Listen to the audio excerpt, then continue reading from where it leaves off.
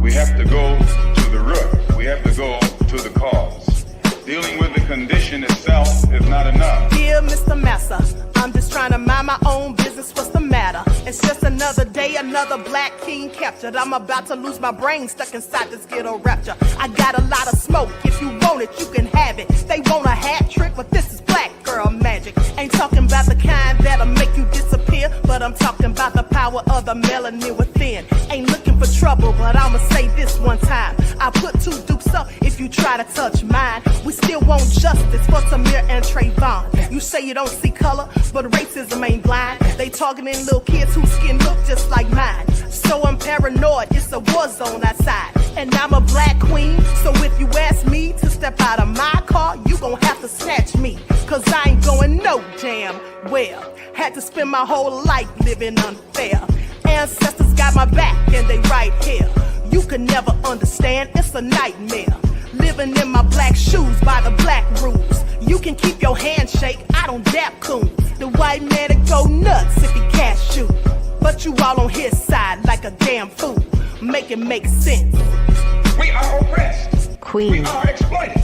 We are downtrodden. Make it make Queen. We are sense. denied not only civil rights, but even human rights. Ahmadiyyah. So the only way we're going to get some of this Ahmadiyyah. oppression and exploitation Queen. away from us or aside from us is come together Queen. against the common enemy. Who taught you to hate the texture of your Ahmadiyyah. hair? Who taught you to hate the color of your skin? Ahmadiyyah. Parents, pay attention to the books, the school system, even to your little children. Lies mixed with wisdom. His skin too bright, so he was blind to the prison. My skin just right, so I collide with division. You trying to pray to God, but we tired of religion. No savior saving, we got to save our savings. We used to pay miss, how we gon' make the slave rich? But who's to blame, and tell me why you complaining?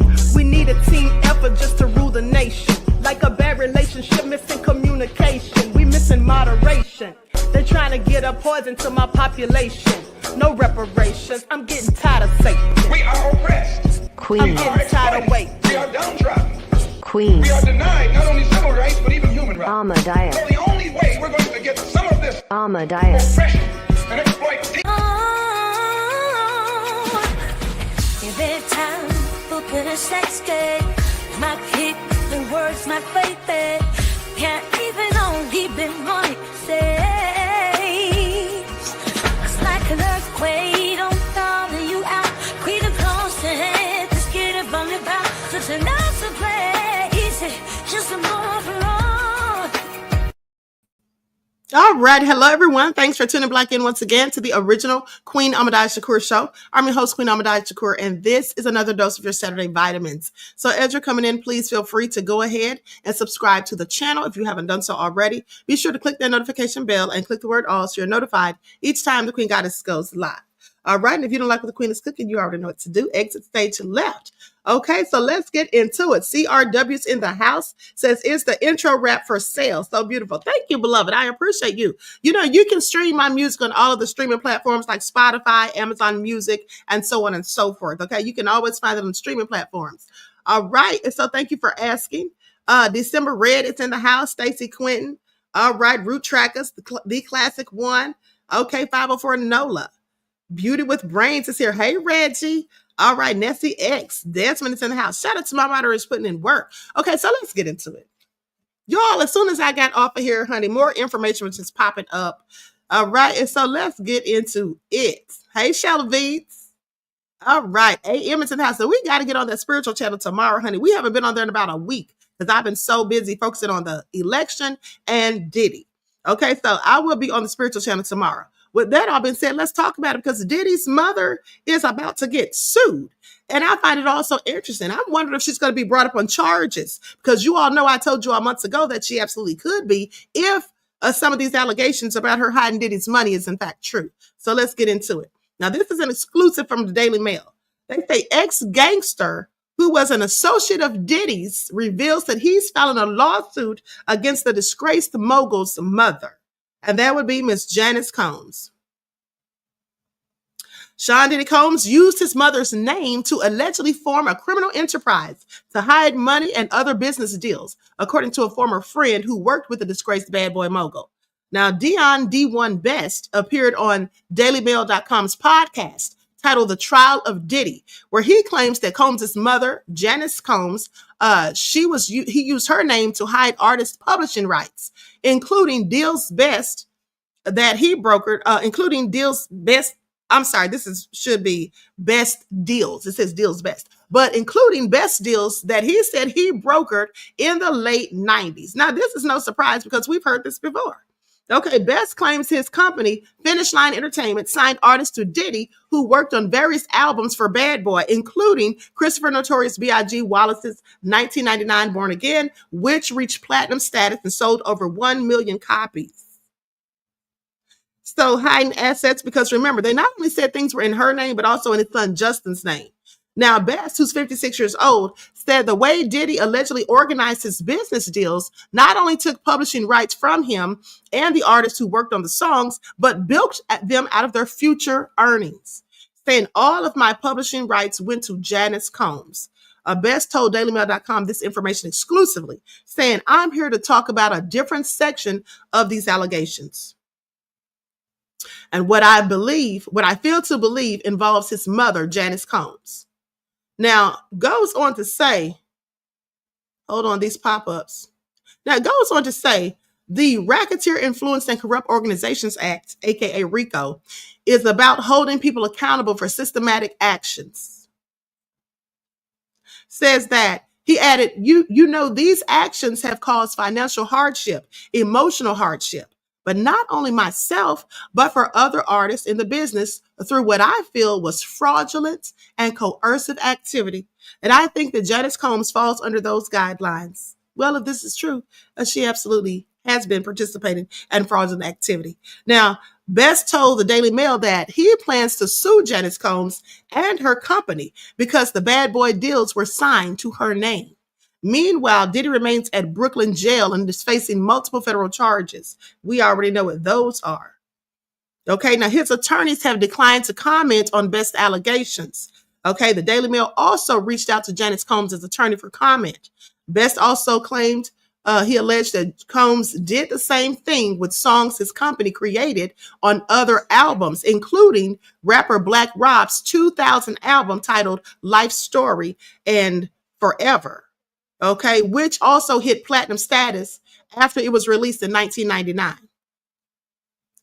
So while historically it was not uncommon for record label owners or record labels to take a percentage of an artist's publishing as part of their signing deals, artists have since pushed back because of the potential future earnings for their songs or that they could possibly garner.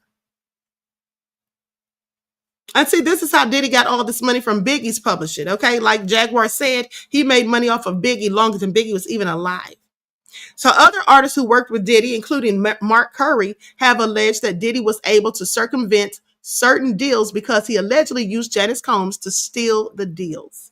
Now, in a viral 2020 rant, rapper Mace, claimed that Diddy also took his publishing rights away, saying, how dare this ninja talking about he want receipts. Remember that video when Mace was going off? Let's start with your mother, ninja. Your mother got the receipts, ninja. Everything is in your mother's name. That's the one who got the receipts, ninja. Y'all remember that video because it was hilarious. Mace was furious. Now, Best, who has left gang life and has turned to religion and now coaches youth sports, said that he became friends with Combs and Notorious B.I.G. after they met at parties in L.A. that were frequented by Hollywood A-listers. Best says that the Bad Boy producer would call him up for protection and check in to see if it was safe for him to be in certain areas of LA. Oh, he had to check and see if it was safe for him to be there? Because I thought Diddy was Mr. Bad Artist, okay? See, I told y'all, when I told y'all about him and them chakra busting and how he was taking people's energy, I told y'all nobody was scared of Diddy back in the day. Nobody was checking for him. He wasn't scaring nobody. Then all of a sudden, everybody looks like they're scared of Diddy. People scared to come out and talk. And I'm not talking about the females. I'm talking about the men. Acting like they're scared of Diddy. They won't put him in check. Let him talk to them crazy, make threats and all of that. Now, how do y'all think that all came to be? Just like I told you all how it came to be. Please pay attention. Now, it was also at this point that Death Row's Suge Knight, who hails from Compton, had allegedly threatened Combs. Okay, this is what Best says. So, you know, by this being my homeboy, I knew how to maneuver through the community, through the streets. Let's just say everybody was aware that Suge Knight and Puffy had a situation. Now, Suge is a big guy. I'm not a big guy, but I had the type of relationship with Suge that I could say, Suge, ease up. And, he would respect the situation. Now, as Combs and his artists came to LA to work on music or to party, he became close to Wallace, who was more calm than the arrogant Combs, according to Best. He claims that he was with Wallace the night that he was killed during a drive-by shooting on March the 9th of 1997, just outside the Peterson Automotive Museum, where Vibes Magazine Soul Train Awards after party was being held. Best said that he had warned Wallace that week to keep close to him while he was in LA. And on that particular night, Best said Wallace and him were briefly separated as they were leaving the party. Says the next thing he heard were the fatal shots that would ultimately kill Wallace. He says, I never understood. Like sub, everyone, please like and share. Thank you in advance.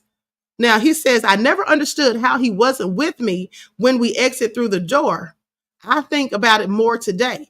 I felt like somebody literally lured him away from me, pulled him away and said, let's go this way. He continued to say, I tried to explain to him, man, you can't just be moving around by yourself. Best says that he believes Biggie who was Bad Boy's most lucrative artist, was looking to leave the label and Diddy right before his death. So Best said that he was not surprised the former mogul is facing a possible life sentence if he's convicted on all these charges. He added that watching the now viral video of Combs attacking his former girlfriend, Cassie Ventura, in 2016 at a hotel in Los Angeles really angered him. He says, that video of Cassie broke my heart. I have 2 daughters, a mother, sisters. It's like, wow, you can kick on Cassie, but you don't want to stand up to Suge. Okay, so that's what he said, honey. He said Miss Janice Combs got all the receipts, just like May said. Now, I want you all to pay attention because I find that all interesting. And remember what I told you guys. I'm going to go back to that video, okay, for those who may have forgotten that I told you guys that by the fact that if this is all true, that she had things in her name, and then it's proven that Diddy was money laundering or whatever, she could face charges herself if they really wanted to. Now, they probably won't, okay, because she's a small fish in a big pond. They want Diddy. At the end of the day, though, she could face charges if they decide to for whatever reason. That could possibly be a way for them to get Diddy to come clean and start telling what those videos are. Please pay attention. Okay, even though Diddy wouldn't tell, I think he let his mother go down with the ship before he told anything. He'd save himself first. But remember this video, exclusive, new info from informant led to Diddy raids and his mom may be charged. Y'all remember this video? Pay attention. Request for receipts on Wednesday and suggested that all his business dealings were put under Puff's mother's name, Janice Combs. You all remember when I reported this? Now, how dare this ninja talking about he want receipts? Mace said in the clip, let's start with your mother, ninja. Your mother got the receipts, ninja. Everything is in your mother's name. That's the one who got the receipts, ninja. Now, after mentioning Janice, Mace went on to reference former Bad Boy signees, the Notorious B.I.G., Craig Mack, and Black Rob. He suggested that Diddy... Are you tired of getting lowball cash offers for your house? We built between 19... Also exploited those artists, all of whom have since passed away. He said, you need more proof, ninja. Big ain't here, so Big can't give you no receipts. He dead. Craig Mack can't give you no receipts. He dead. What are you talking about? Who else? Black Rob can't give you no receipts. He dead. And everybody else you may sign paperwork so they can't talk about what I'm talking about. I'm the only one with guts. I'm not signing, ninja, because I don't need the money. Okay?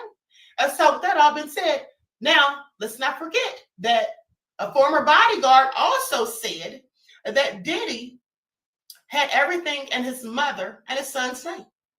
So with that all been said, if this is true, the problem is, if they find out, if they could prove that his mother knew about any of his illegal activities, if it is true that he was into sex trafficking, if it is true, because here's the thing, when he was having Cassie to sleep with these people, and I'm not talking about the sex workers, I'm talking about when they alleged that Cassie was made to sleep with people that he knew, other celebrities and all of this. Well, was Diddy paid for that? He likely was. You think he did it for free? He was likely charging, okay? And then it's already been alleged that he was taking some of these women from state to state across different lines. And so all of this is real bad for him. But here's the thing. Now let's just go to a money laundering case. for anyone who may be confused as to how his mother could be in big trouble. Okay, this is a case out of Detroit, where the girlfriend of an organized California-based leader who laundered the drug money and lived lavishly off the proceeds was sentenced to 3 years and 6 months in prison in order to forfeit her interest in a laundered home to the United States. And that's another thing. If they prove this money laundering that they think he's engaged in, they can seize all of his properties, anything that was bought with this laundered money or whatever, and that would include real estate, that would include cars. I mean, they could take all of his things, okay? Then it could be left broken and penniless and sitting in a cell next to R. Kelly. Now, United States Attorney Don N. Eason announced the sentence and was joined in the announcement by Charles E. Miller, special agent in charge of the Internal Revenue Service, and Orville O'Green, special agent in charge of the Drug Enforcement Administration, Detroit Field Division. Now, so 36-year-old Tiana White of Moreno Valley, California, conspired with her boyfriend, Maurice McCoy, to conceal his drug money by setting up multiple businesses and controlling access to the bank accounts. Now, if his mother, Diddy's mother, Janice Combs, did any of this, which has already been alleged, if it's proven that she did any of this, she too could be facing charges. Now, members of McCoy's drug organization deposited drug proceeds in the bank accounts and then delivered hundreds of thousands of dollars in bulk cash to McCoy and White. Together, McCoy and White reaped the benefits of the drug trade, using the money to fund their lifestyle. McCoy purchased an expensive Porsche Panamera, and White bought a Bentley and Mercedes-Benz. They used one of McCoy's relatives. See, here's what they do. They get relatives, people close to them, to purchase things in their name. Okay, they used one of McCoy's relatives to try to conceal their purchase of a home worth more than $500,000 in Southern California. McCoy and White paid off their homes in less than 6 months by funneling cash from drug sales through a labyrinth of bank accounts. Okay, sound familiar? This all sounds like exactly what Diddy has been accused of doing in Rodney Jones's lawsuit, and as far as the former bodyguard, as well as Mace, saying that he has things in his mother's name.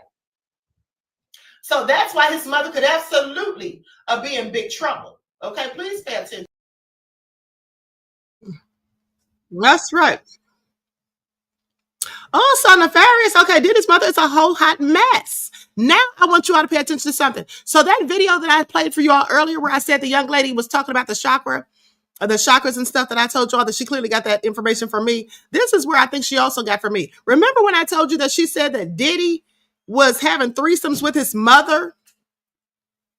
Y'all remember I told y'all that? I said she said in that video, hold on, let me go to the timestamp, when she said that Diddy was having threesomes with his mother. And I found it interesting because that's very salacious news and information, right?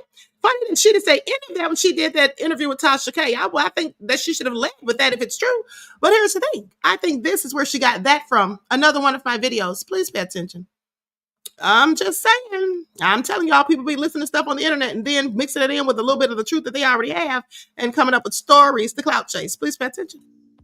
Now, with that all being said, let's talk about this lawsuit with Grace McCaig. Let's go back to that, because another thing that I found interesting was I told you all that it has been alleged that Diddy's mother was in on the FOs and that she, in fact, told him about these things. They say she worked as an escort, which I said, I don't know if these things are true. This is all alleged. But at the end of the day, sources have said that she got him into this stuff and basically that she was participating. So let's talk about that for a second, because here's the thing. In the filing from Grace McCaig's lawsuit for the incident that happened on the yacht, you may remember that there was one incident that occurred where they said Diddy's mother was present. And I said, first of all, whose mother would be around that? And so let's get into it. Okay, so according to the plaintiff, on another occasion, defendant C. Combs lost a large bag of marijuana and required the crew to search the yacht for it.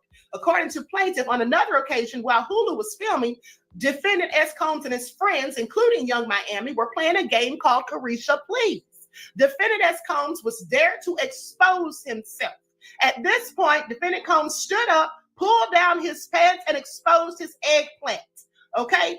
Plaintiff was standing beside the table and heard the commotion. Defendant S. Combs' mother was sitting beside him. His mother was sitting beside him. So you mean to tell me this nasty freak pulled his pants down, exposed himself with his mother sitting there?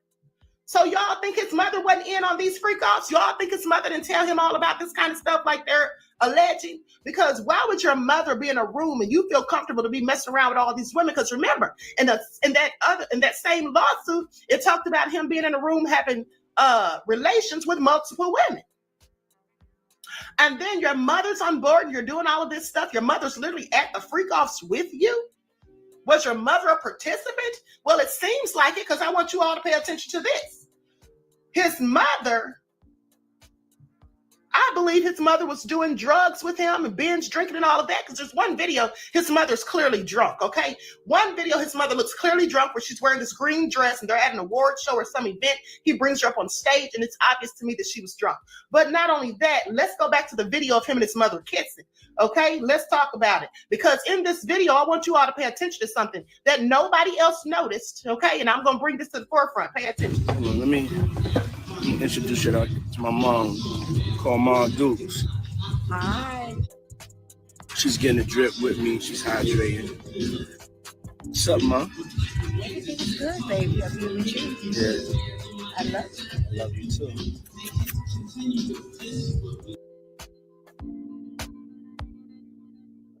Freshly dipped though.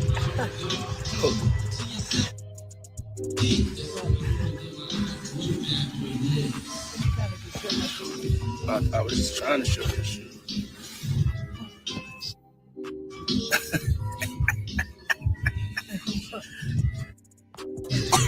Yeah, my mom's is single. Mom's is single. I ain't gonna hate on my mom's. She's single. Me and my mom talked about one time doing a dating show with her. She's so picky. She's so picky, they don't stand. But yeah, that'd be the funniest show in the world. It will be. Especially with me.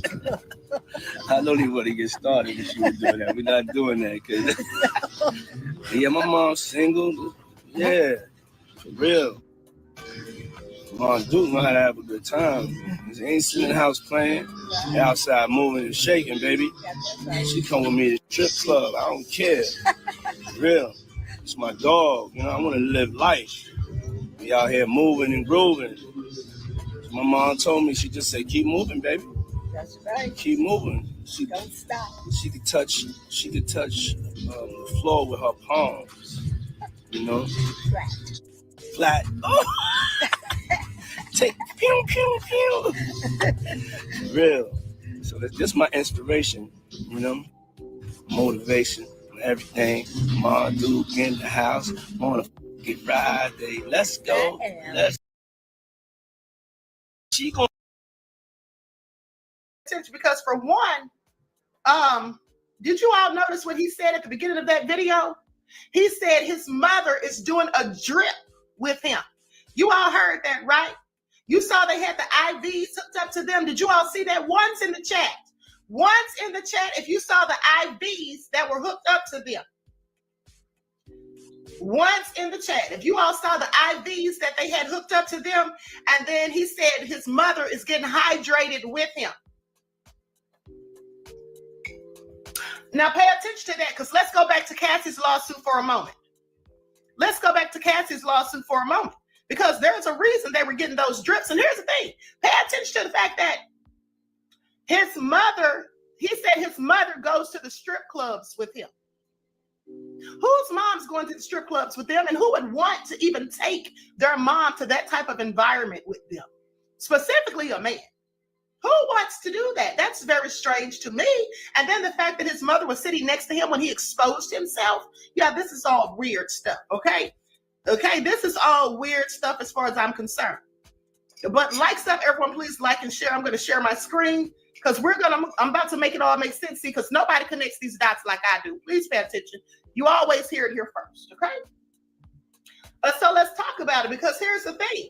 If you may recall, because I have a very good memory, if you may recall in Cassie's lawsuit, she talked about taking drips to get hydrated. So we're going to get into that in a minute. Now, okay, I'm going to stop right there. So with that all being said, you all got the point. I was basically saying how Cassie said in the lawsuit filing that they take the drips after they've been getting high and doing drugs for days. Okay, drinking and doing drugs for days. They have to take drips to get hydrated. IV drips. So who was giving them the IV drips? Well, it was later alleged in a lawsuit from maybe a month or so ago that I believe they said that it was Christina Corbin. Now, don't quote me on that, but it was one of Diddy's associates that they said used to be a nurse, a phlebotomist, or something like that, basically giving them those drips. It had to be somebody who knew how to hook up IVs. So this is all so crazy. So your mother sitting up here getting drunk and high with you, allegedly, and then sitting there watching as you expose yourself, allegedly. That's what I was talking about. And I think some of that came from that whole story that girl told. Because like I said, she didn't say any of that at first. And then Chan says the video she did with Tasha K, Diddy was not in jail, so she didn't tell the whole story. Now that Diddy's in jail, that's why she's telling the story. Oh, is that what she told you? Or is that what you think? Because here's the thing. If you're afraid to say something, she could easily have done what other people did. She could have remained anonymous when she filed her lawsuit, and she didn't have to do an interview with Tasha K or anybody else. That's what people do when they're worried about Diddy finding out something. These people use pseudonyms. They don't use their real names, and they're not going around publicly showing their faces, talking stuff, and doing lawsuits. So by the fact that she even came out and did an interview, period, and with her own face and name while Diddy was not in jail, leads me to think that she wasn't so worried about Diddy. Okay, that's how that goes. So like I said, and I still believe that she got information, because I already told you all this girl was sketchy from day one. You all know that I told you that from the fact that she's dealing with that shady ass attorney, Ariel Mitchell kid, who now says that she's dropped her. Okay, and there's a good reason, I'm sure, that Tyrone Blackburn didn't take her on as a client, because she went to him first. She said that on Tasha K's video. And then now all of a sudden she's coming out with all this extra stuff. And some of this stuff is stuff that I know that I've said. I just proved it to you earlier and just now. Second of all, some of this stuff was stuff that Mark Curry and Big Gene and other people said. Just like with the Courtney Burgess case. Now, I'm not saying she's lying, but I am saying that I think she's using other people's talking points, adding to her own story. Okay, that's just my opinion. Now, there are some people who love to hear salacious gossip, and so anything they hear, they want to believe it to be true. Just because Diddy did a whole bunch or has been accused of doing a whole bunch of salacious things, and nefarious things, mind you, doesn't mean that all of these people coming out are telling 100% facts. Okay, that's what I don't believe. Some of these people are lying and clout chasing, just like I told you all that Courtney Burgess was lying and clout chasing. And when I sat here and interviewed him, and I came back later and showed you the contradictions and proved to you that, just like I said, he was lying. You see, I have the gift of discernment. Everybody does it. Some people may have it, but they don't use it. They don't hone into it. So they won't notice little things like this. But I notice these things. Okay, so please pay attention. Those of you who've been following me, you know this. Okay, I'm the one that told you all that there was going to be, that Trump was going to be assassinated and the Secret Service was going to have something to do with it. And then what happens? 2 attempted assassinations. And I don't even think that's the end of it. Please pay attention. So that all being said, that girl also said that somebody put in the chat that she also said that Diddy was messing around with his twins, his daughters. Okay, I don't believe that. I absolutely don't believe it. Now, I don't know if he was or not, but I don't believe that. Okay, and as far as her saying that Diddy's mother is not his mother, that's his aunt. Well, if that is his aunt, I don't know what would be his motive for lying and saying that's his aunt, because if that's your mother or your aunt and you're having sexual relations with them, it's all still incest and clearly disgusting and nefarious. So what would make it any better if he said it's his aunt? It just doesn't sound any better. It still sounds nefarious. Okay, to be doing any of those things that I read in the lawsuit in front of your mother or your aunt is vile. Okay, specifically if it's true that he was having relations with her, threesomes and all that, which I don't know where she got that from. Did she see this? Because that's what she said. And if she saw it, who else saw it? How come nobody else that said things about them said it in the lawsuit? I don't know. So I have questions. Okay, a lot of people make salacious stories. That's all I'm telling you. That's all I'm telling you. Okay. So Chan says his mom is getting the same IV as him. Yes, they were getting hydrated. And Cassie said that's what they would have to do when they were taking those drugs for days and drinking alcohol a lot and all that. It will dehydrate the body. Okay. And you can get really sick from being dehydrated. So that's likely why they were getting that stuff done. Oh, so crazy. Greta said, I bet he did sleep with his mom. You know, I wouldn't put it past him. I think it was something going on like that. I absolutely do. That's why I said what I said in that video. First of all, kissing your mom in the mouth, that's disgusting, whether that was his mom or his aunt. Second of all, exposing yourself when they were playing that game. That was in the lawsuit filed by Grace Omer Cake. So that is all very sketchy. Who does that? That's just not normal mother-son behavior. That's just absolutely not mother-son behavior. And if they were doing threesomes with a mother, as Adria English has alleged, well, whoever was the third person is disgusting too, because why wouldn't you? Okay, that's all I'm saying, honey. Nene said this is so disturbing. It absolutely is, okay? Yeah. All right, so then that's why Diddy needs to stay in jail. Okay, Diddy doesn't need bail. Okay, I hope they don't give him bail. He's asking for bail for the fourth time. Please deny it. He doesn't need to be out on the streets. All right, he has done enough damage. He needs to stay right where he is until further notice, which would be when he goes to trial. Okay? This is also crazy. Swirl Girl says she's inappropriate like Kris Jenner. Kris Jenner is definitely inappropriate in my opinion. Reggie said that would be an Oedipus complex. Exactly. Okay, that would be an Oedipus complex. And it reminds me of that story by Shakespeare. Okay? Having an incestuous relationship with your own mom, that would be really sick. Okay, but so now let's continue. Likes up, everyone, please like and share. Thank you in advance.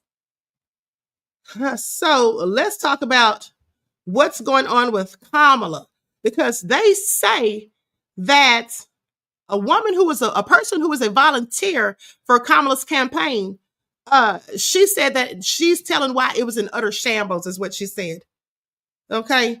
I worked on Kamala Harris's campaign, and this is why it turned out to be in utter shambles. When I volunteered for Kamala Harris a few weeks ago in a swing district in the New York commuter belt, I was assured by Democratic Party organizers that their ground game would cream Donald Trump. Though the polls were showing the two contenders running neck and neck, the confidence was understandable. This, after all, was the party machine that generated more than 81 million votes for Joe Biden the last time around.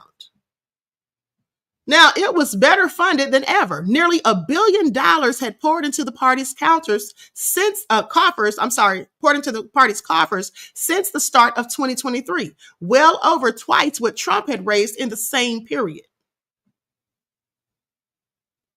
So the campaign in New York's 17th district focused not on Kamala, but Madare Jones, a gay Black former congressman who was challenging a pro-Trump incumbent, Mike Lawler, for a seat in the House of Representatives. Now, Jones had all the charisma Harris lacked, and if he defeated Lawler, there was a fighting chance Kamala would pick up additional votes on his coattails. Now, at 37, Jones was a made-for-Instagram candidate, and with registered Democrats outnumbering Republicans by 80,000 in the district, I thought we were in a good start. Yet, what I found soon changed my mind. A self-regarding shambles of a campaign staffed by temporary workers with little experience, less know-how, and apparently zero interest in talking with Main Street America.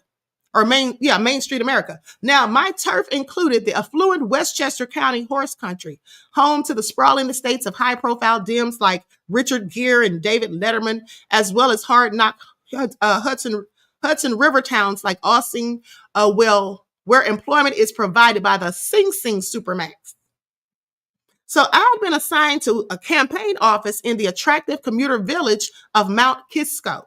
One of three the Democrats had opened in the district, but it was a disappointing start. Now, there were just a few scruffy posters on the rather grubby floor, or the grubby door, outside Harris's trademark "not going back" signs that were nowhere to be seen. One smartly dressed woman she happened to tell me as she was strolling by that she thought our headquarters was an abandoned shop.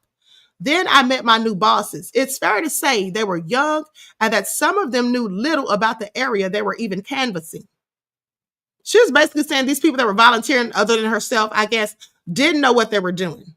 Now, though the door knocking was performed by unpaid enthusiasts like myself, our labors were overseen by temps. The party hired them at rates advertised for $15 an hour on a recruitment site. I counted 9 or 10 of them lounging around in the office. So clearly they weren't out there pounding the pavement, knocking on doors, handing out flyers, putting the stickers in the ground or the little posters in the ground and stuff like that, just lounging around. Now, the next surprise was to find that I would be using a supposedly state-of-the-art phone app called incongruously Minivan. It will pull up addresses as I went from house to house, or so I was told, and it would sync the outcome of each approach to split seconds with the Democrat campaign computers. Now, yet the only names on the list were registered Democrats, and in what had been described as the tightest race in recent history, until the results came through, of course, we were to talk to no one else. Now, see, that part doesn't make sense to me. That part doesn't make sense to me because it says, yet the only names on the list were registered Democrats. Well, here's the thing. People that are registered Democrats, this is just me. If it were me campaigning for someone voluntarily or whatever, just think that registered Democrats are likely going to vote for a Democrat that's running for president. That's just what I would think. I wouldn't really think that they need a whole lot of convincing unless the person was just trash and just wasn't going to be a good, viable candidate. But other than that, I would be trying to go and find people that were possibly undecided, people who were maybe registered as independents, even Republicans that might change their mind. That's what I would have probably been doing. But anyway, that's just me. Now, she goes on to say, we were approaching Democrats, a temp explained. We're only approaching Democrats. Incredulous, I called Mitch Saunders, the party's northern Westchester County organizer, for some guidance. Now, the idea is to get Democrats to turn out. This is what he confirmed. It's all about turnout. How about people like the neighbors near my home in Westchester who strung a gaudy Trump banner in the trees? No, Mitch said. What about the throngs of the well-to-do female shoppers outside the campaign base, the very demographic that the Democrats were supposedly shooting for? He said no. So they specifically only wanted them to target Democrats. That's just nonsensical to me. Didn't I tell you guys that Kabami should have had me telling her what she needed to do? And I said that being facetious, and somebody was like, oh, she really wants to work for Kabami. Please sit down somewhere. But at the end of the day, that would have made more sense to go and target the people who were unlikely to even consider you, to try to convince them of why. People always have the ability to change their minds. When you think about it, think about how many of the Republicans changed their minds and voted for Kamala.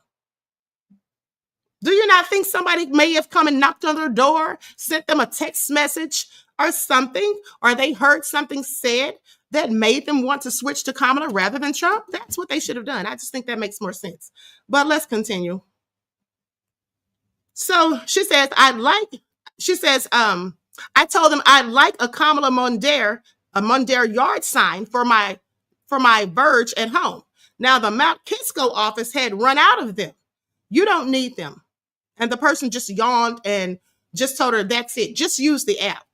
That too is crazy. Because anytime you're volunteering for someone's campaign, the main things you want to do is you want to get people, engaged. You want to knock on doors. You want to give them flyers. You want to talk to them about the candidate and give them reasons why this is a good candidate for them to vote for. And you want to have yard signs. You want to have plenty of yard signs and flyers. You want to pass those out. You want to have bumper stickers. You want to have people put that on the back of their car. It's all about visuals. It's all about reminding people. It's like making people see things, and the more they see, then they might get curious. This is all crazy to me, but let me continue. So a few doors were answered by puzzled Democrats who'd already cast their ballots and were fed up with being harassed. See, you see that? You see how that's working? Not so good. As they put it, they felt like they were being harassed by the nonstop texts and the calls pestering them for money. Yeah, okay, I got tired of it too. Okay. They were pestering me, sending me all kind of texts. One of them even sent me something saying, do I want to be a paid ambassador for Kamala Harris? So I could see how people get tired of it, because I definitely got tired of the text. Now, while the Republicans were stressing authenticity, we were confined to a verbatim script. A script. Now, didn't we talk about a script earlier, like the concession speech that she gave that was the same concession speech that Hillary gave, like when they were talking and when they were reading from the teleprompter, the people who spoke for her, like Beyonce, Cardi B, when they were reading from the teleprompters, or Cardi B, in her case, teleprompter wasn't working, so she needed to get her phone because they were reading scripts. What did I tell you guys when Cardi B did that? I said if she didn't have the teleprompter to use, she should have just gone off the top of her head. If you feel something sincerely and authentically, you can just go off the top of your head. If you're passionate about it, you can just say whatever comes to mind. It doesn't matter if you stumble over a few of your words, as long as you get your message and point across. And that's what would have looked a whole lot better than her waiting about 90 seconds for someone to bring her the phone so she could read it, because now it looks like you're reading a script that somebody gave you and told you what you should say rather than what you authentically felt. But anyway, goes on to say, by election day, its most notable feature was that had nothing to do about Modera Jones other than his name. Now, from time to time, I got to treat my victims on the spiel or to the spiel. Not that there was space to record the replies, just 8 boxes to tick from strong support to strong against. So they had to write down whether these people, when they wrote down their names, I would imagine they would put strong support or, just not so much. So you would know that maybe you can depend on these people to vote and not these. So much for listening to the voters, she says. Now, if loyalists replied that they were planning to vote for Modera Jones and Harris, I read out a lengthy paragraph triumphantly announcing that we're expecting a really close election with very high voter turnout. Correct on one point, at least. So this was supposedly a battle for democracy itself, yet 11th hour conversion attempts were outlawed. If someone told me they didn't support Modera or Kamala, or they didn't plan to vote, I was to back off immediately and politely say, no worries, have a great day. The atmosphere at the Mount Kisco office was celebratory right until the end. Now, soft drinks and snacks sat piled on a table on election night. The friendly student overseeing the operation took an early cut, explaining that she was flying back home to Canada in the morning. Canada? I wasn't surprised.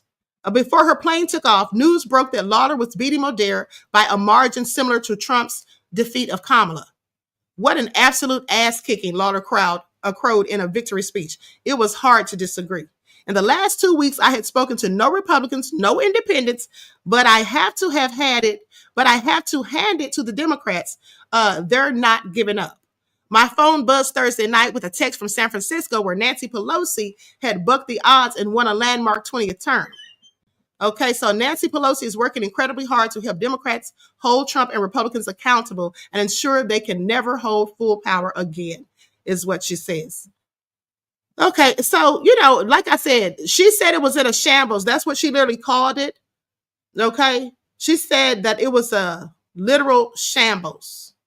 Now, I don't know if it was a shambles, but I do know that I think that was not a good idea. And she obviously thought it wasn't a good idea to only talk to Democrats. But what do you all think? Once in the chat, if you think that they should only have been canvassing the neighborhoods and talking to Democrats who were likely already going to vote for Kamala, or do you think they should have gone and talked to some independents and possibly some Republicans who may have been swayed to change their votes? Once for them only speaking to Democrats. Once for them only speaking to Democrats. Choose if you think they should have tried something different. Okay, Real as It Gets says Kennedy Jr. wants the FDA to quit putting stuff in our food that causes cancer. Yes, beloved, go back and check the video I did earlier today. I talked about all of that. Did a whole breakdown. Okay, so everybody's saying too, clearly that's what they should have done. Okay, I put up the wrong, hold on. That's the only good thing, right? So anyway, honey, please pay attention. Now, Bernie Sanders, and so most of you agree that they should have been talking to other people. See, I'm telling you guys, it's the little bitty mistakes, the little mishaps that can lead to these things. And that's why I said the Democrats need only to blame themselves and stop blaming everybody else. Okay, so now let's talk about it, because they say Kamala's stepdaughter had a whole meltdown. And that would be Doug Emhoff's daughter. Kamala's stepdaughter, Emma Emhoff, sparks concern with massive crying meltdown over Trump election. So Imhoff continued her emotional meltdown over her stepmother Kamala Harris's presidential election loss by sharing an unflattering image of herself weeping on her Instagram. See, this is what I don't get. Now, I've told you all this. Why are people making these videos of themselves crying and posting them? You literally are sitting there crying. Your feelings are hurt. You're not happy about what happened or the results, but you're going to take time out to record yourself and then actually post it. This is all crazy to me. Okay, this is all just crazy. Now, the activist and fashion designer, who's 25 years old, used an image from Harris's concession speech at Howard University on Wednesday as she urged her 500,000 followers to stay strong after Donald Trump's landslide win. I'm sure that she only has 500,000 followers because of who her father and stepmother are. But let's continue. Now, she says, truly no words. We're all going to get through this. It just effing hurts like a bee right now, and that's okay. Yeah, this is an unflattering picture, if I may say so myself. This is Doug Imhoff's daughter. Wow. You know, somebody told me they had some strange looking kids the other day, and I told them I've never really looked at them, but now see. Days before Imhoff captured headlines as she struggled to contain her emotions during Harris's speech and ended up in a flood of tears. Okay, so I'm going to share this picture that is definitely unflattering. I would not want a picture of me like this anywhere on earth. Okay, I wouldn't want a picture of me looking like this anywhere on earth, let alone on social media. Please pay attention. I'll say, what?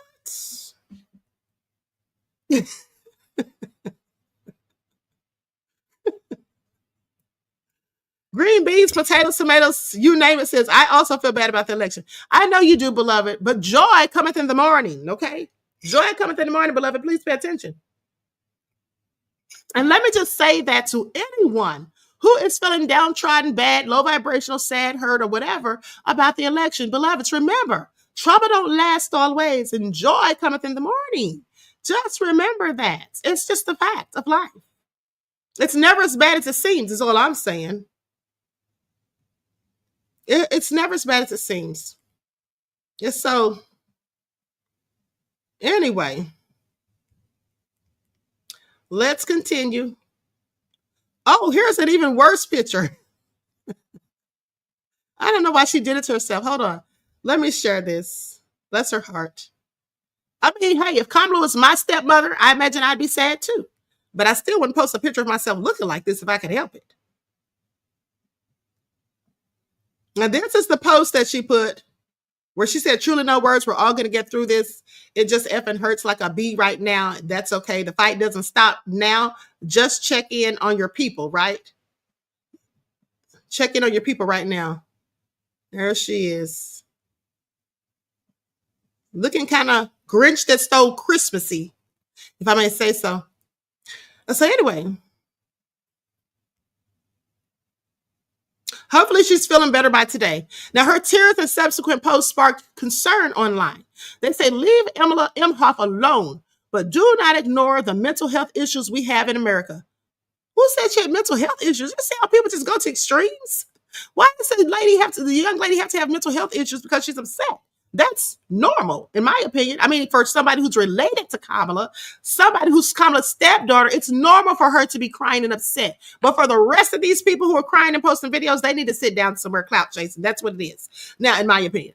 Now, they say Emma Imhoff needs to learn to grow up and accept reality, somebody said. Someone else says, leave Emma Imhoff out of it. Okay, she's crying because her stepmother lost the election. So show support. Yeah, I mean, like I said, that does make sense. Even though I still wouldn't have posted a picture or video of myself crying. Okay, and so then Imhoff's following grew significantly during her stepmother's vice presidency and presidential candidacy. Didn't I tell you guys that that's the only way she's going to get 500,000 followers? Please trust and believe. Okay, as she became known for her liberal activism and trendy fashion choices. Now, on Friday, Imhoff put her following to use as she urged Democrats to rally together and combat Trump's pending second term. She says, the fight doesn't stop now. Just please check in on your people right now. This is the time to organize, mobilize, and make a difference in your communities, big or small. She signed off on the post saying, I'm here for you all and love you guys. I mean, from the looks of that picture, she needs to be there for herself first. Okay? So what do you all have to say? We the people not allowed mental health, says Leon Gardner. I mean, we're allowed to have mental health issues, and many people do have mental health issues. But the bottom line is, I'm just wondering what makes them think that she has them just because she's upset. That's normal for her to be upset, and possibly normal for her to look like this. Okay, possibly normal for her to make this face. So maybe that's her sad face that she makes anytime things are just feeling forlorn. Okay, so that all being said, likes up, everyone, please like and share. Now, Imhoff carried on her online struggle session on her Substack Soft Pins, which is mainly based around her homemade fashion pieces and crocheting. Okay, in a post on Friday, she wrote, "Oof, what a week. I feel like we all need this extra week. I know we are all feeling a lot of emotions right now. That's normal, and it would be weird if we weren't. I know I've gone through about 10 cycles of sadness, rage, and stress, and that was just this morning." Okay, and so with that all been said, she says, "I think it's important to feel them all so that they don't fester inside. Now, one way I always make myself feel better is by harnessing that anger and sadness into creativity. I know that's not for everyone. It can be really hard to create when things feel so uncertain." Now, Harris waited until 4 p.m. Eastern Standard Time the day after the election to deliver her concession speech. So we already know how that went. Okay, so I mean, actually, Emma doesn't look that bad when she's not looking all sad and forlorn. Here's a picture of her when she's not looking so sad. Hold on. Likes up, everyone, please like and share. And she doesn't look so bad right there. It looks a little homey, but, you know, looks a whole lot better than that picture. Now, also, Reggie said she's a sore loser. Okay. Reggie, sit down somewhere. Okay, so now let's talk about Bernie Sanders, because Bernie Sanders had some choice words about why Kamala didn't win the election. Bernie Sanders' furious, foul-mouthed response when asked why Americans refused to vote for Kamala Harris. Now, they need to stop embellishing on the story, because it's not that people refused to vote for Kamala. Many people voted for Kamala, just not enough for her to win, allegedly. Or not even allegedly, supposedly. Okay? Now, Bernie Sanders claims the American working class told Kamala, "Screw you," because she wasn't populist enough with her economic policy, he says. The independent senator from Vermont, who is 83 years old, who at 83 won likely his last re-election campaign, argued that this was why Harris lost the election. A self-identified socialist, Sanders said the campaign spent way too much time trying to woo the political center and should have moved left. Sanders argued that Harris should have promised more Medicare benefits and a higher minimum wage and bashed Wall Street and rich people. Are y'all hearing this? But he's right. He's absolutely right. Now, she should have only said those things if she were going to do them, though. That she should have promised more Medicare benefits, a higher minimum wage, and bashed Wall Street and rich people. You know, if she had said she was going to raise minimum wage, if her or Trump had said that, that would have gone over well. You see how Trump just blew the people off when they asked him when he was working at McDonald's that day, "Are you going to raise minimum wage?" And he said, "These are hardworking people. They're wonderful people." Trump, that's not telling us if you're going to raise minimum wage, which leads me to think and know that you're not going to raise minimum wage. However, he did say that he would stop them from taxing overtime. Okay. Now, the status quo is working very, very well for people on top, but it's not working well for working people. This is what Bernie Sanders says. Okay, the Democratic Party has become far too much of a defender of the status quo. He told this to the Washington Post, saying you have to acknowledge the pain and the reality of people's lives, or people will say, "Screw you." Let me tell you all something. Who else said that? Who else told you all that? I did. I'm so glad you asked. I told you all that. I said that when Kamala went door to door trying to get votes, she talked to the wealthy people living in the suburbs. I said I would have loved to have seen her go into the hood and talk and met those people where they were and asked them what did they think that she should do that could help and benefit and improve their lives. Did they have any suggestions? What were they needing? That's what she should have done. That would have been great. You know why that would have been great? Because nobody ever does that.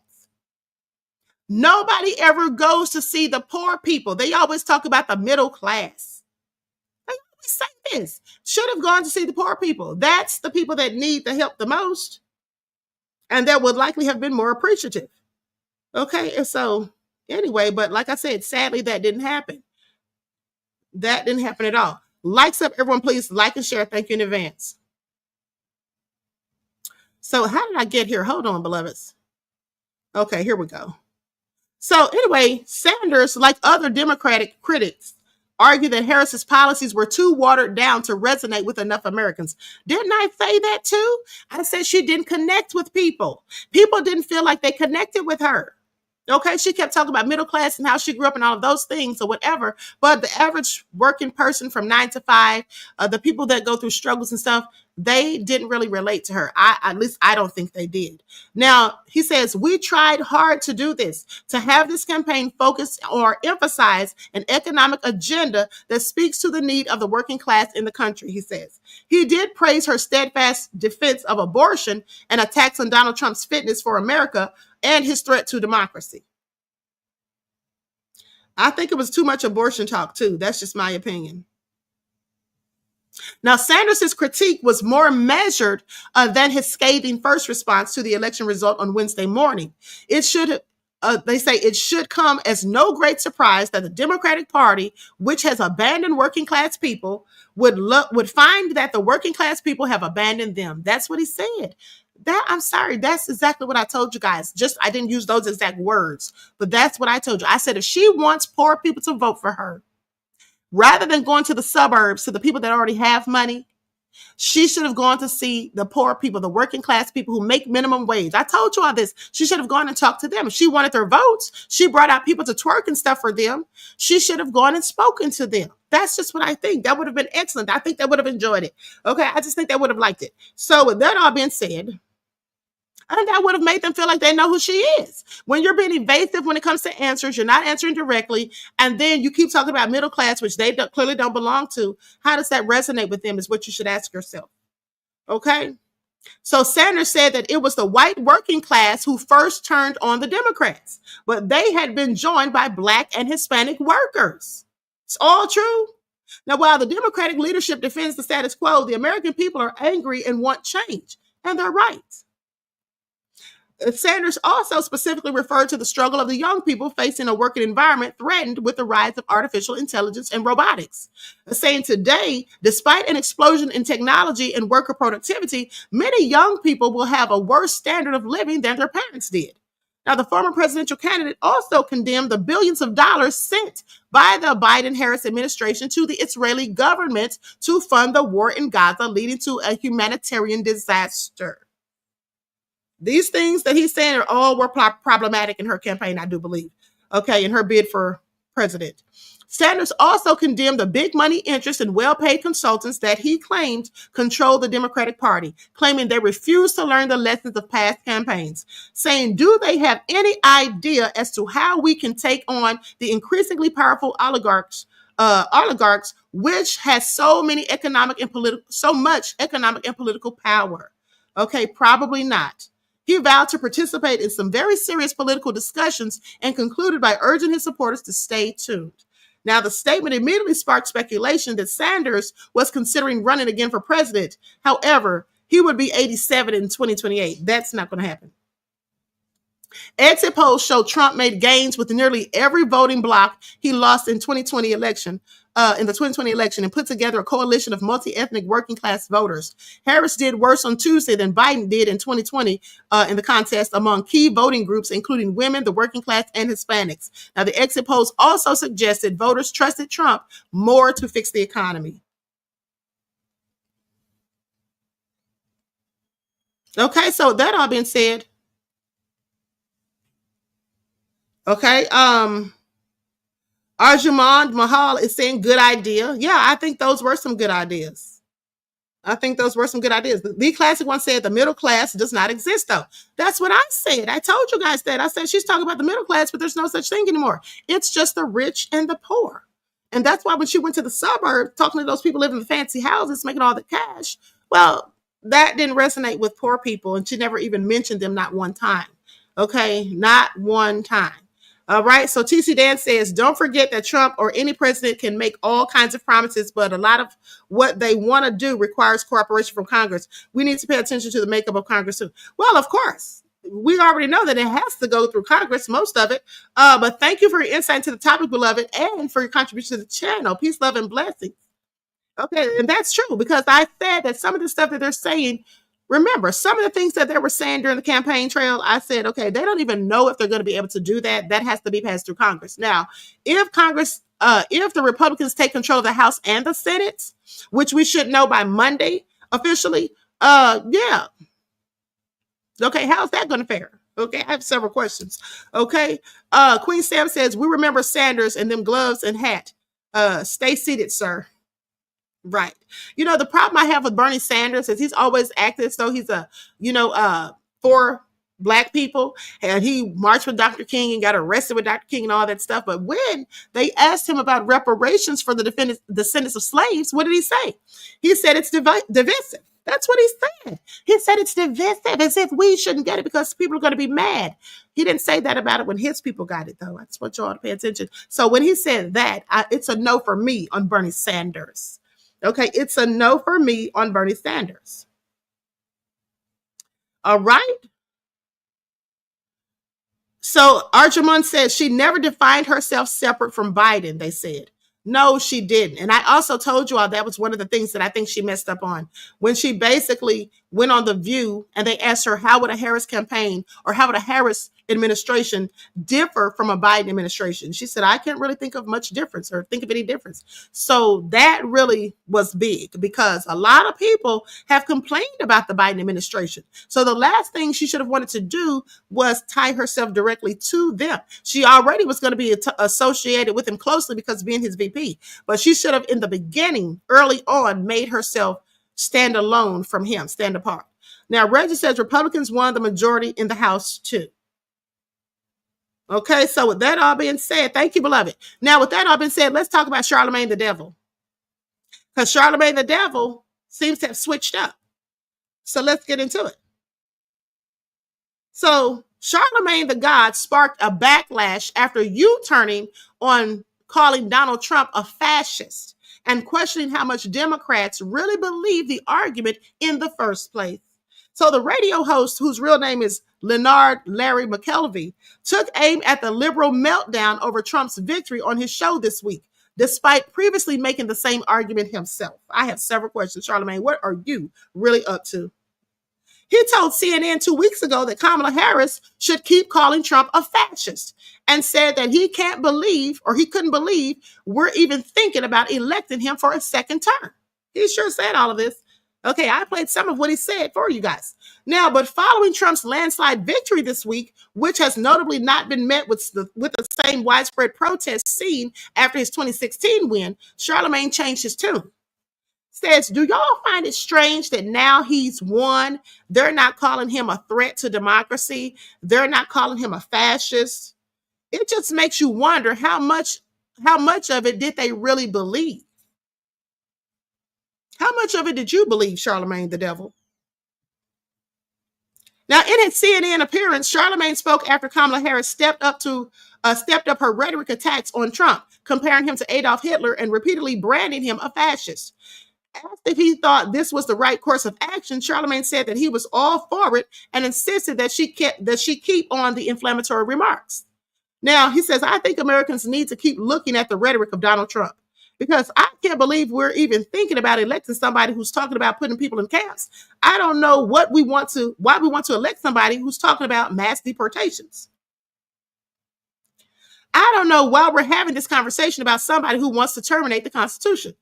Now, I'm sorry, but when did Trump say he wanted to terminate the Constitution? I'm not saying he didn't because I just didn't get that. Did Trump say he wanted to terminate the Constitution?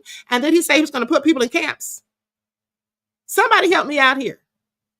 Somebody help me out here. Do you all know if Trump said he was going to put people in camps and terminate the Constitution? Because I don't recall hearing that. That's news to me. Now, the contrast to Charlemagne's remarks this week on his show circulated widely on social media after users compared his CNN rant to his far more complimentary tone post-election. Speaking to his co-host about the fairly muted reaction to Trump's victory, he said, Do y'all find it strange that now he's won? They're not calling him a threat to democracy. They're not calling him a fascist. One guest chimed in and said they can't. He's the most powerful man in the world now. Now I don't know about all that.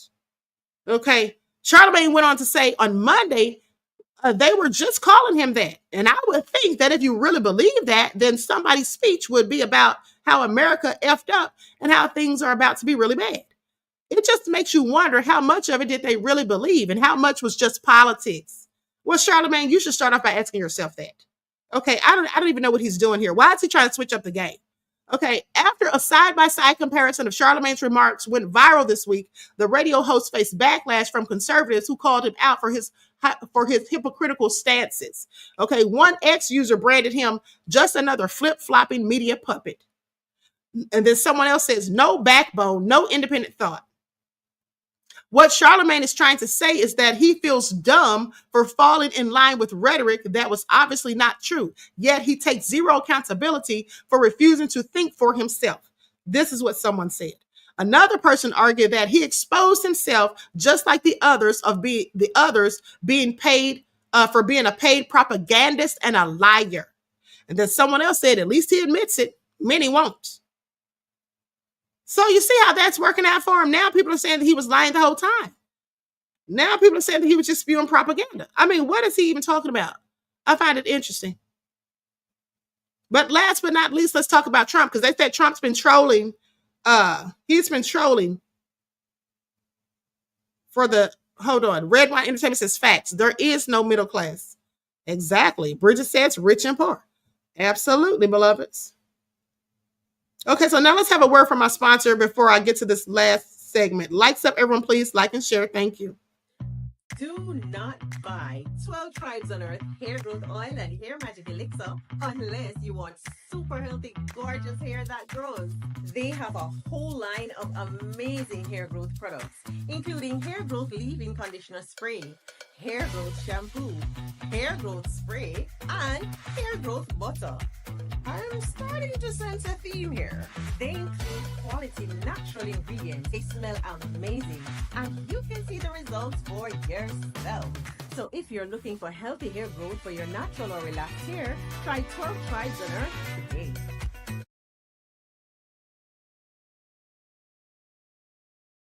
Okay, so with that all been said, you can purchase your 12 Tribes hair oil from Etsy.com. Just go to Lisa Crafts and also at Walmart.com. Now let's get into it. Trump brutally trolls Democrats for burning through $1 billion during election campaign before issuing surprise rallying call. Donald Trump took to social media to troll the Democrats for their financial flop following the expensive 2024 campaign.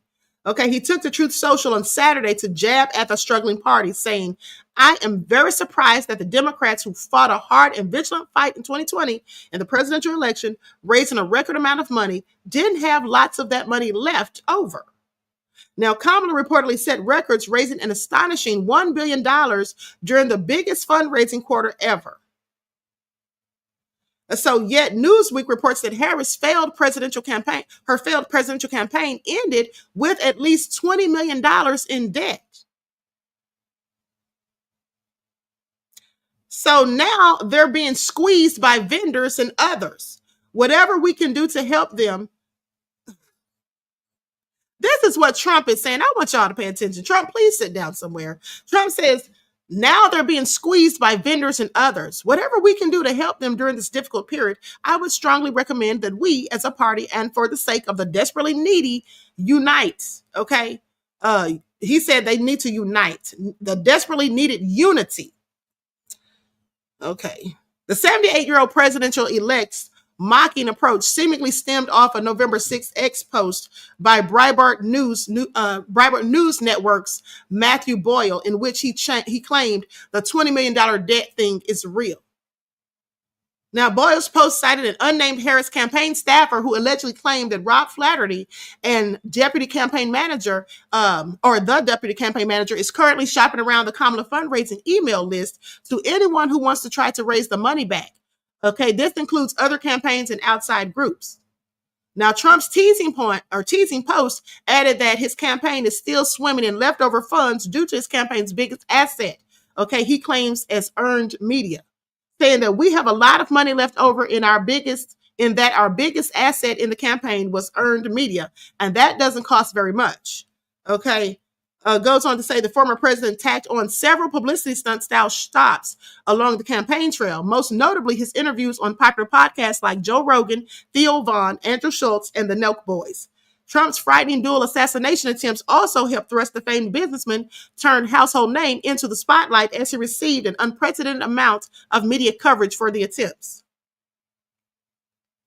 So he performed several other attention, everyone please like and share. Okay, so hold on.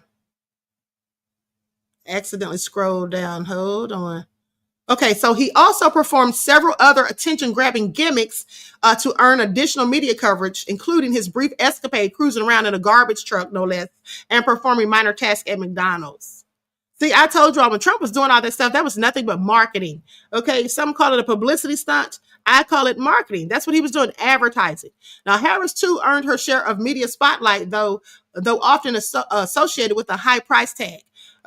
Before sitting on his podcast, Call Her Daddy, Harris's campaign reportedly spent 6 figures to build out the set. So just put the set together? Now, that's crazy. Now I can see where the money went. 6 figures to build out the sets? That's absolutely obnoxious. That's just my opinion. The Democrats' ferocious, fast-paced campaign also reportedly crushed $20 million on various star-studded concerts such as Bon Jovi in Detroit, Christina Aguilera in Las Vegas, Katy Perry in Pittsburgh, and Lady Gaga in Philadelphia. Okay, in total, the Harris campaign spent $1.2 billion on the race, while Trump's campaign spent $750 million, according to a Financial Times analysis. They say some indications, though, show that the race was much more expensive than that. Now, the Harris campaign-affiliated PACs and the Democratic National Committee amassed over $2.3 billion in political contributions. Donald Trump's team-affiliated PACs, or PACs, and the Republican National Committee raised $1.8 billion. So after raising nearly $4.2 billion, they spent a combined $3.5 billion on the presidential race, making it the most expensive contest ever held, according to the analysis. Despite spending less, Trump ended up trouncing Harris in the electoral and popular vote, which hasn't been done by the GOP in decades. Now, the Examiner had explored ways in which the Harris campaign had managed to burn through the eye-watering figure, which included the podcast appearance. They say, according to the outlet, her campaign and its affiliates spent over $654 million from July to Election Day. Trump spent $378 million, 57% less than her. Now, a better idea of their actual spending will be made clear as the Federal Election Commission mandates they have full reports from candidates within 30 days. So we're going to find out where all this money went to, because they're going to have to turn all this information in within the next 30 days, supposedly. They say Trump concluded the post with his staple catchphrase, "Make America Great Again." So with that all been said, following his near landslide victory, Trump will dethrone sitting President Joe Biden after his inauguration on January the 20th. You know, who knew elections were so costly? Billions of dollars on an election? I'm shocked. Okay, I would never have thought it would be that expensive. Okay, but you know what? If they didn't have so many of those celebrities coming out, spending all that money on these celebrities, they wouldn't have spent all that money. And that goes for Trump and Harris. All right? And you know, they said that Beyonce was paid $10 million. And I don't know if that's true or not, but that's what was reported. So that's a whole lot of money at the end of the day. I would never, honey, okay? I'm sorry. If I was campaigning for anything, specifically for president or whatever political office, I would have people that are scholars, okay? People who know a lot about the economy, okay? People who know about finances and things like that, okay? People who are skilled in the medical industry, who know about healthcare. I would have those people. And I would not have to pay them anywhere near what you have to pay celebrities. And also, those people actually know what they're talking about, and then you won't be accused of pandering, okay? You'll be given good information because you'll have experts in the field of these things that people want to know about. That's just me. Maybe I should run for president next time. Please pay attention. Now, Queen, every day I go to work and see those foreigners across the street from me in all Black neighborhoods is what made me vote for Trump, says Hot Cocoa. Okay, you know, that's probably why a lot of people voted for Trump, because a lot of people just are not happy about all of the illegal immigrants coming, and people were further unhappy when they found out about all the benefits they're getting, specifically people who are poor and struggling and having a hard time. Okay, and so that's just what I think. Pretty Wing said, yes, Queen, run. Okay, don't tempt me. Okay, Al Khalifa says Obama had to come out and lessen his image even further to back her, only to lose the Senate. LOL. Yeah, that's pretty much what happened. PP Fan says Queen 2024. Okay, so with that all being said, she should have done their shows. Okay, and Reggie says they had none of that nonsense scholars. They had none of that nonsense scholars. Sheesh. Well, you know what? That's what I'm saying. That I don't understand why none of the candidates ever do that. The Republicans or the Democrats. They need to have people coming out there. This is just my opinion. They need to have people coming out that are scholars, experts, professors, you know, people that know about certain things that people want to know about, that people have issues concerning. Okay, I'm just saying. Anyway, with that all being said, Danger says, exactly, Queen, 100%. The Pander Bear had to pay twerkers. They had to fund the pep rallies. Right, because that's what it looked like, was pep rallies. Not that you call them the Pander Bears, one of the Queen's catchphrases that I hadn't used in a while. Okay, so with that all been said, Archimond said, ridiculous. Okay, SBD says she has plenty to borrow from. Okay, allow her campaign, also her campaign friends. Right. Okay, Pretty Wing says she should have been her authentic self. She spent too much time pretending. I think she spent a lot of her time focusing on the wrong things. I really think she spent her time focusing on the wrong things. Because we know Trump goes in on people, and it was okay for her to go in on him, but I think she should have not gone in on him so much and just more so talked about her policies. She could have one-upped him by doing so. Okay, TC Dan says, Trump said massive fraud 2020 election allows for termination of rules and regulations, including the Constitution. He mentioned it in 2022. Okay, he may have mentioned that in 2022, but what's he going to do now? You can't just terminate the Constitution, okay? You can't just terminate the Constitution, all right? There has to be... that has to all be decided. Like, he can't just say he's going to do that. Please pay attention. But thank you for your insight to the topic, beloved, and your contribution to the channel. Peace, love, and blessings. You know, Trump says a lot of stuff, and some of the stuff he says absolutely sounds crazy to me, okay? The bottom line is, I definitely don't think that's going to happen. SBD said she needs to go back to the Divine Nine. You all are terrible. You all are absolutely nefarious. PPP Fan says, I meant Queen 2028. I know what you meant, beloved. I know what you meant. Okay. Danger said, yes, the Queen's phrase. I know. Okay, so listen, with that all been said, listen, I love you all to life. I hope you all enjoyed the broadcast and got some information. Okay, with that all being said, I hope you enjoy the rest of this night.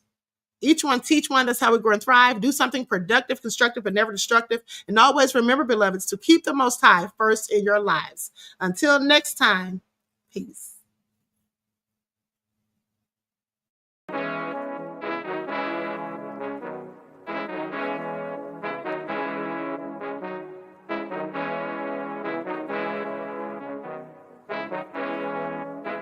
yo, Nick, hit him with that flavor. Gold all in my skin. God all in my blood. Kings all in my circle. You touch one of mine and you're done. They show no love for the Queen. Why you hating on me? Is it cause I'm free and I got Malcolm X in my jeans? I got dreams like King Luther. Shed blood like Kunta. You ain't helping my people. I ain't got nothing to say to ya. I want all the smoke like hookah. Talking reparations. America won't be great until they give us compensation. I'm like, I'm the hottest right now. That's See right. A bunch of lames out here trying to jock on my style. They be doing too much. I'm the queen, it's too easy. It's like they all at Popeyes, how they be talking so greasy. I just sit back and laugh while these haters get madder. So nefarious how they don't want my pockets with cheddar. I tell them they can do better. These snakes in the grass can leave a bite on your ass, cause y'all be trusting too fast. I got my foot on the gas, other one on they necks. Dropping receipts on haters, you better show some respect. I'm never facing regrets, we only facing the threats. Running through every challenge like a relay, break no sweat. It's a cold game, so I got that blanket with me. Now that my people awaken, ain't no going to sleep. I do not play by my piece, this time I'm playing for keeps. You talking slick, but when I see you like them ends, we gon' meet. And I got gold all in my skin, God all in my blood, kings all in my circle. You touch one of mine and you done. They show no love for the queen, why they hating on me? Is it cause I'm free and I got Malcolm X in my jeans and I got gold all in my skin, God all in my blood, kings all in my circle. You touch one of mine and you done. They show no love for the queen, why they hating on me? Is it cause I'm free and I got Malcolm X in my jeans and I got